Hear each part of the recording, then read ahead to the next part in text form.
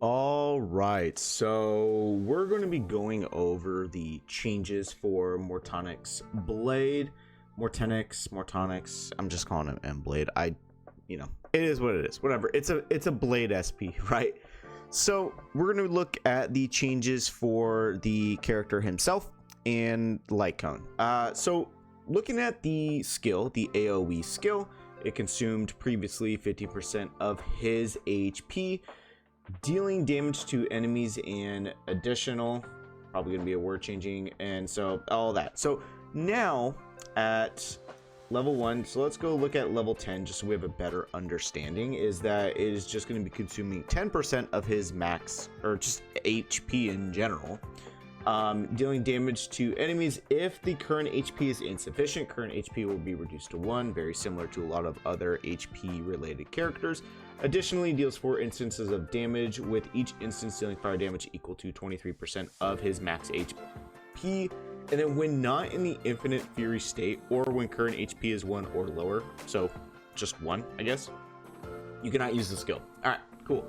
So just some slight changes. Damage numbers are going to be staying the same. HP consumption is a little different. Just wording changes, quite frankly. The ultimate now. So now your Balefire Bind on all enemies is going to be lasting for 2 turns instead of whatever mumbo jumbo this was right here, right? And you then will consume HP equal to 20% of your max HP instead of 30%. Very good. It allows more survivability capabilities. I really like that. And then they took out if the current HP is insufficient, M Blade's current HP will be reduced to 1, all that, and then M Blade cannot use his skill when not in the infinite fury state. So now he can use his skill in the infinite fury state. They just put it here essentially. So actually, yeah, they just moved it over to the skill, which that's fair. The talent is stated that the 9 charge points and all of that fun jazz. So now it's just that when charge points reach 9, M Blade's current HP is no more than 1. M Blade consumes the 9 charges, regenerates 15 energy, and uses the skill 1 extra time. The ultimate damage multiplier has been increased, so that is very good. I'm not gonna really go over the Eidolon, but I will go over traces. The Soul, Tempered, and Morton trace now states that when zone is active, increases the chance of being attacked by enemies, decreases damage taken by this unit by 50%, huge, that's absolutely massive, and increases incoming healing by 50%. Wow, okay, so that trace is freaking busted. Then after use the Balefire Bind state on the attacker, Blade gains 1 charge, very good. And the other one, the Heart, Refine, and Infinitum, is that when the zone is active, damage dealt by all allies is going to be increased by 50%, huge.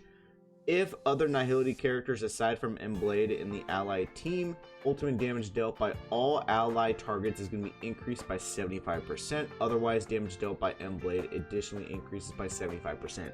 Huge. So you are looking at a pseudo sub DPS support character just in these 2 traces alone. So that's massive. Moving over to the Light Cone now, it's going to be increasing your max HP by 30% instead of 23. That's very good. I like that change. At the start of the wearer's turn, they regenerate a fixed amount of 20 energy. Very good. And then this effect can trigger 1 time each wave. That's completely fine. Being able to regenerate 20 energy might not seem like much, but in constant prolonged fights with multiple waves, that's huge. That's very good. So yeah, I really like these changes for M Blade. And not only that, but I do think with these changes, with the damage increasing for all your allies, especially if they are Nihility characters, I do think we would see a somewhat resurgence when it comes to Acheron.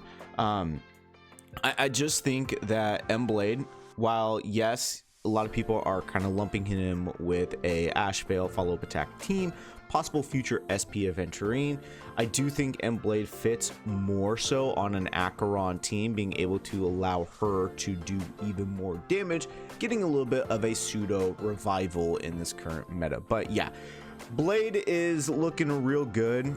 Everything, all the changes to him look absolutely bonkers and really strong. I guess we'll go over the E2.